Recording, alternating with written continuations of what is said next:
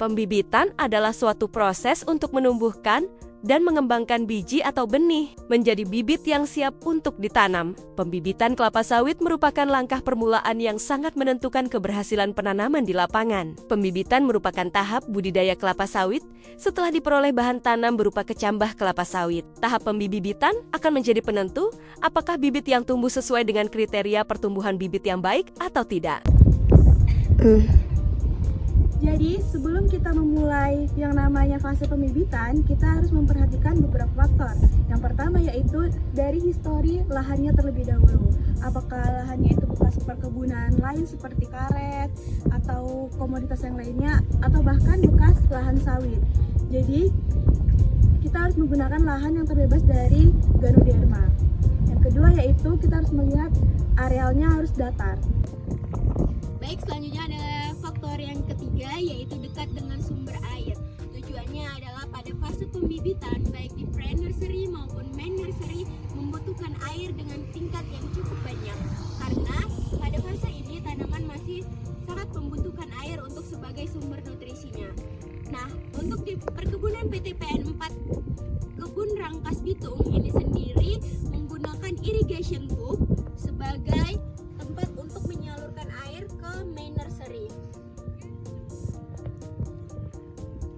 Faktor yang keempat yaitu dekat dengan areal yang akan direplanting atau yang akan ditanam ulang. Tujuannya adalah untuk memudahkan distribusi bibit ke tempat yang akan ditanam ulang.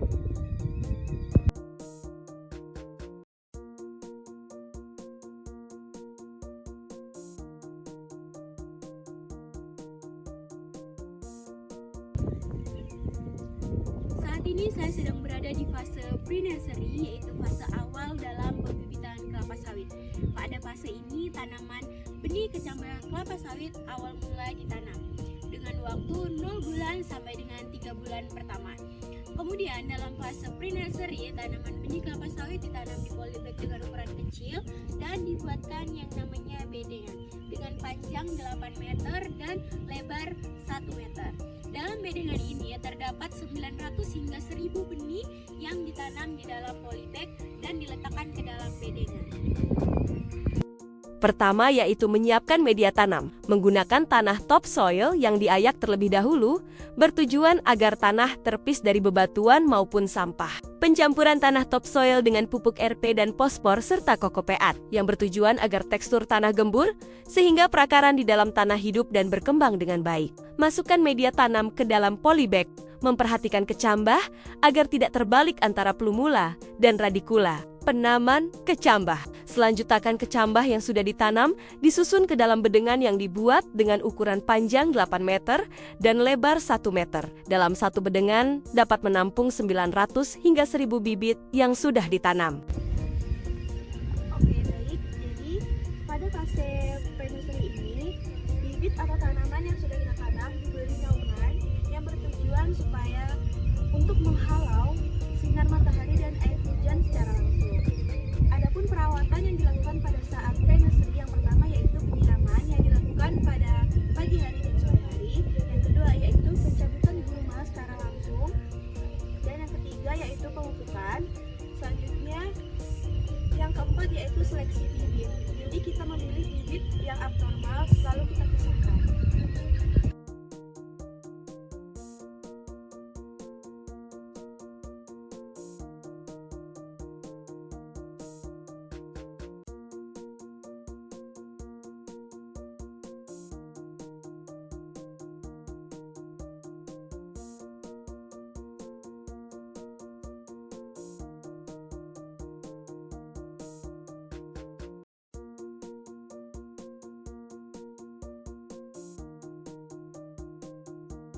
Semangat pagi, pagi LPP luar biasa. Oke, baik, sekarang saya lagi berada di pembibitan, lebih tepatnya di bagian main nursery atau pembibitan utama. Dan tepat berada di belakang saya ini merupakan pembibitan utama yang dimana dimulai pada fase umur 4 bulan sampai dengan 12 bulan. Ya, untuk di belakang saya ini seperti yang tertera pada label ini, bahwasannya yang berada di belakang saya adalah varietas DXP PPKS 540.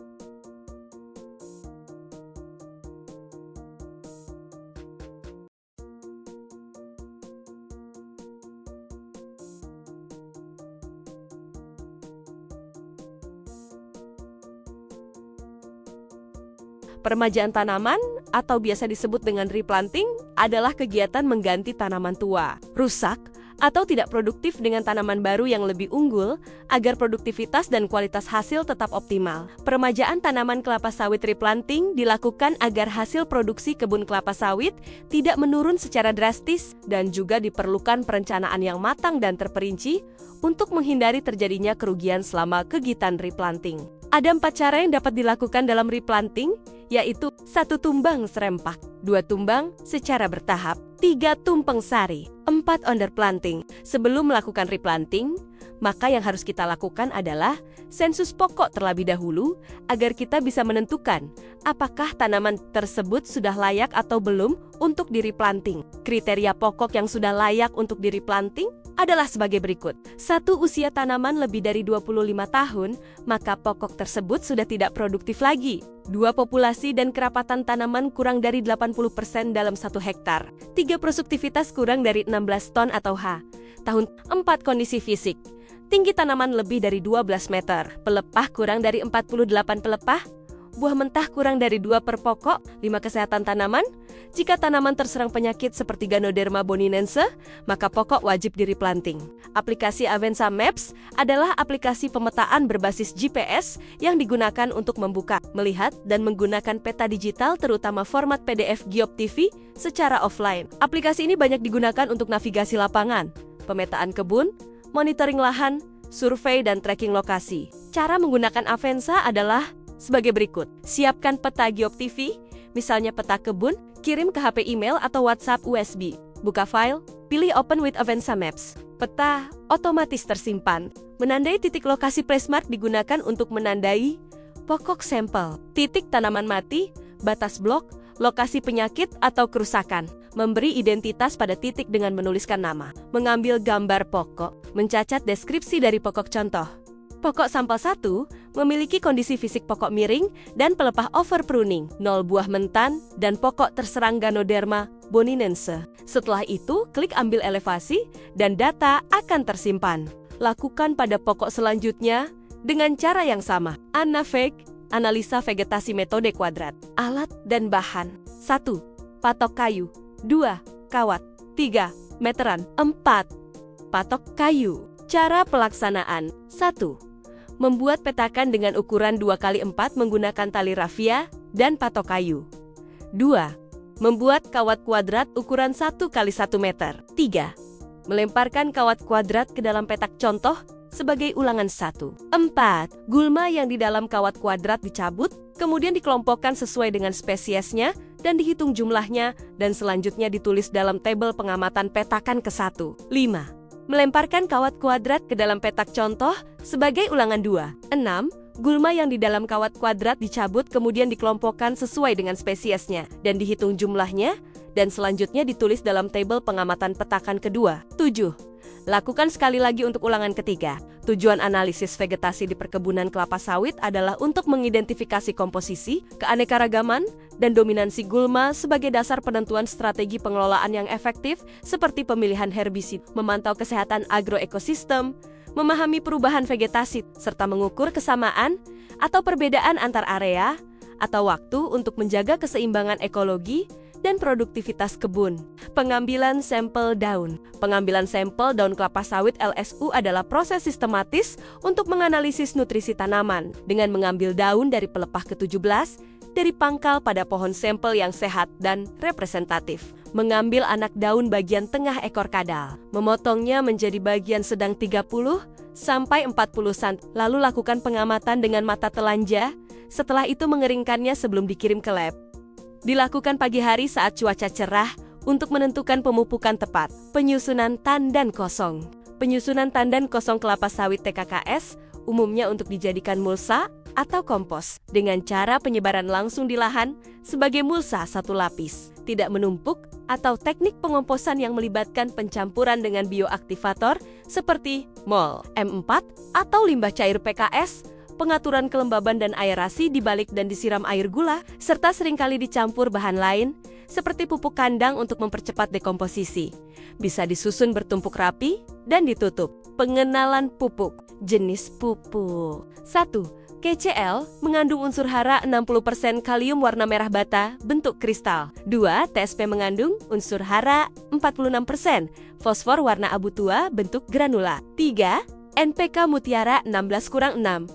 11-16 mengandung 16%. Nitrogen 16% fosfor, 16% kalium warna biru bentuk granula. 4. NPK 15-. 15-15 mengandung 15% nitrogen, 15% fosfor, 15% kalium warna merah, bentuk granula. Penyemprotan. Penyemprotan. APD semprot. 1. Sepatu safety. 2. Apron. 3. Sarung tangan. 4. Masker. 5. Kacamata. 6. Helm. A. Kalibrasi. 1. Membuat lintasan sepanjang 100 m. 2. Melakukan pengukuran kecepatan jalan yang dibutuhkan dalam 100 m dengan menggunakan stopwatch. 3. Mengukur lebar gawangan curah nozzle. 4. Contoh dalam waktu 2 menit 59 detik air yang keluar dari curah nozzle 4,37 liter. Menghitung kalibrasi dengan rumus 10.0x Centre X KKC. Curah nozzle liter atau menit. G. Lebar gawangan M. K. Kecepatan jalan meter atau menit. Penyemprotan.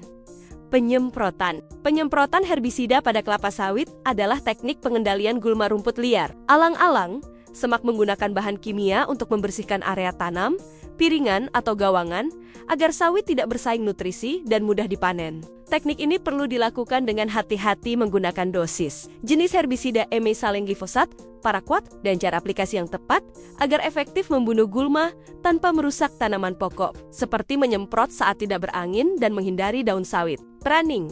Pruning kelapa sawit adalah kegiatan memangkas pelepah yang tidak produktif kering atau mati, atau terlalu rapat untuk menjaga keseimbangan fisiologis tanaman, melancarkan sirkulasi udara dan cahaya, mempermudah panen dan pemupukan, serta meningkatkan kualitas dan kuantitas produksi tandan buah segar TBS. Tekniknya melibatkan pemotongan pelepah kering dan hampir mati, mempertahankan jumlah pelepah ideal sesuai usia tanaman, misal 40-56 pelepah atau pokok, serta memotong pelepah serapat mungkin dengan batang tanpa merusak bagian vital, dengan tujuan utama menjaga produktivitas dan efisiensi kebun. Sanitasi CPT Circle, PATH, TPH, sanitasi Circle C, path panjang dan TPH tempat pengumpulan hasil pada kelapa sawit adalah praktik penting untuk menjaga kebersihan dan produktivitas dengan mengendalikan gulma rumput liar secara kimiawi maupun manual di area pasar pikul path, piringan tanaman, circle, dan lokasi TPH, guna mencegah persaingan unsur hara, cahaya, air dan ruang tumbuh, serta memastikan kelancaran transportasi tandan buah segar TBS, panen dan pengangkutan. Alat panen. Panen. 1. Egrek. 2. Ember. 3. Gancu. 4. Parang. APD. Panen. 1. Sepatu safety. 2. Helm. 3.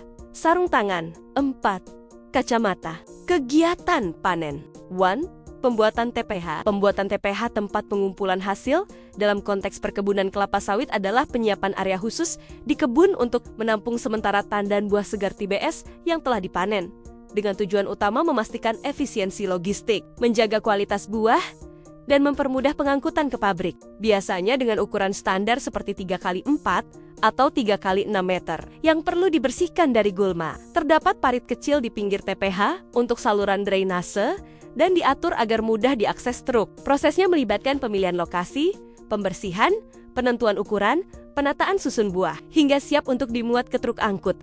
Panen dan pengangkutan. Alat panen. 1. Egrek. 2. Ember.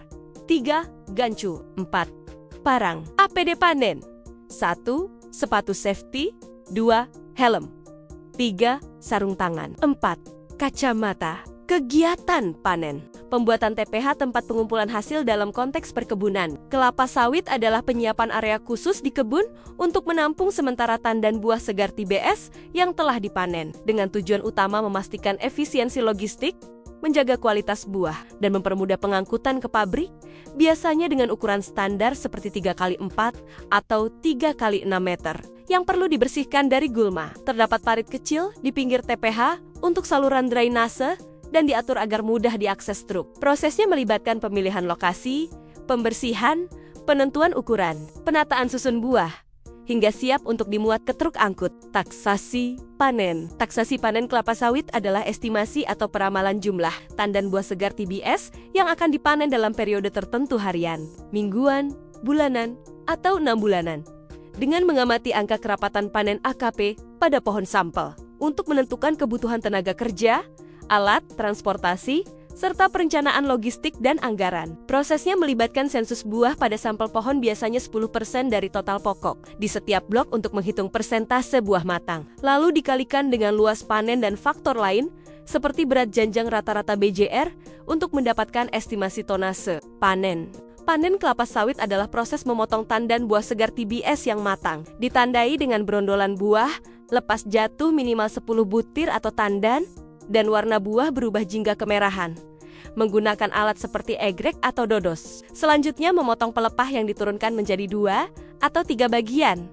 Kemudian menyusun ke gawangan mati dan mengutip berondolan yang jatuh di piringan dengan ember. Lalu mengangkutnya ke tempat penampungan hasil TPH untuk dikirim ke pabrik.